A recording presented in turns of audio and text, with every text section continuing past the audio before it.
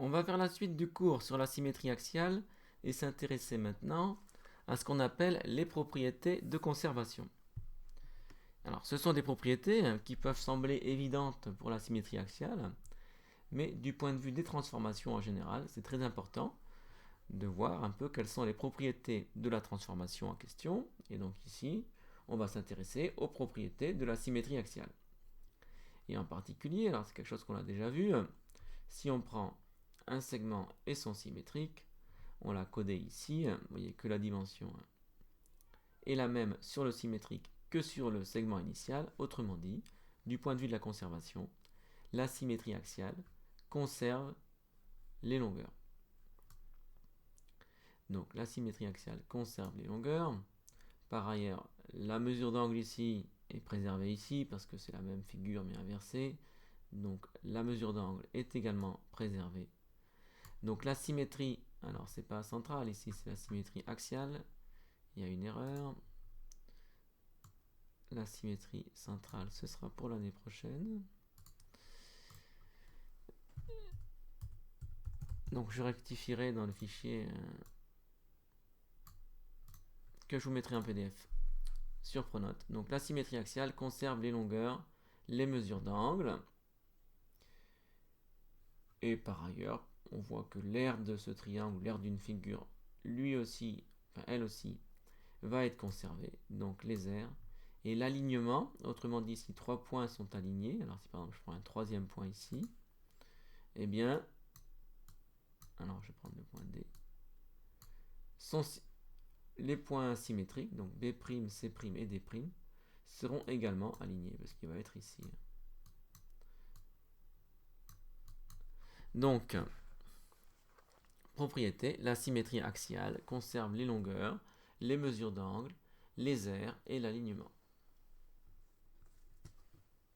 Donc sur la figure qui est ici, traduction, eh bien donc A'B' c'est égal à AB par conservation des longueurs. Donc idem pour B', C' et A'C'. Les longueurs sont conservées.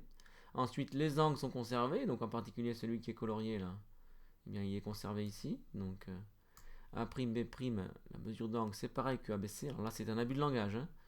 C'est la mesure ici de cet angle et la mesure de cet angle sont égales. Ensuite, les aires F et F', les aires sont les mêmes, donc F et F' ont la même aire. Et enfin, si A, B et C sont alignés, ce qui n'est pas le cas ici, alors A', B' et C' aussi. Donc nous, ce serait vrai pour BCD.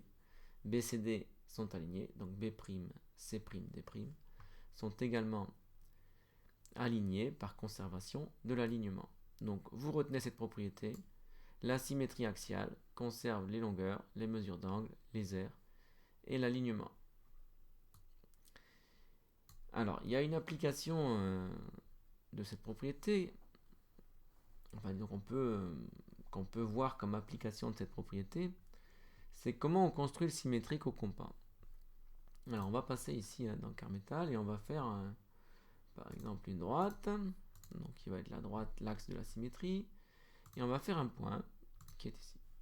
Alors, on va masquer ces deux points qui définissent la droite, parce qu'a priori, donc je suis dans cette situation.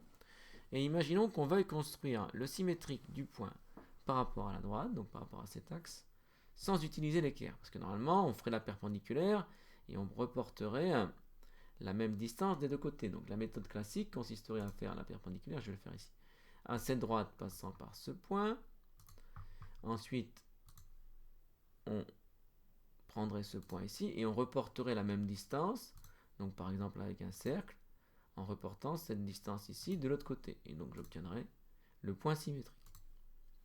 Le symétrique de ce point, c'est celui-là. Donc ça, c'est quand on a utilisé l'équerre pour faire la perpendiculaire.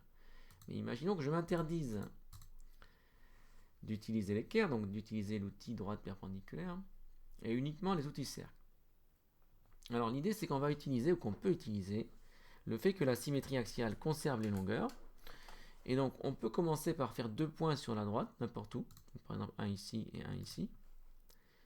Et dire, eh bien, le symétrique du point qui est là, qu'on va appeler par exemple M, sont symétriques par rapport à cette droite, eh bien, par conservation, donc le segment, donc lui je vais lui donner un nom, par exemple je vais le nommer A, et lui je vais l'appeler B.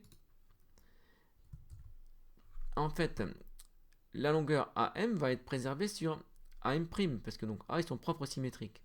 Donc le segment AM, son symétrique, c'est AM'. Donc par conséquent, forcément, le symétrique, il est sur ce cercle, donc je pourrais tracer au compas. Le symétrique M', il est forcément quelque part ici. Parce qu'il faut que la longueur AM soit conservée. Sachant que A est son propre symétrique. Donc forcément, M' est quelque part ici.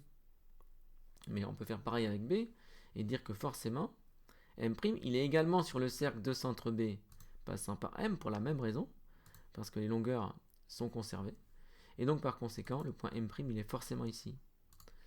Et ça permet comme ça de construire le symétrique d'un point par rapport à une droite, donc par symétrie axiale, en utilisant le compas et sans utiliser l'équerre.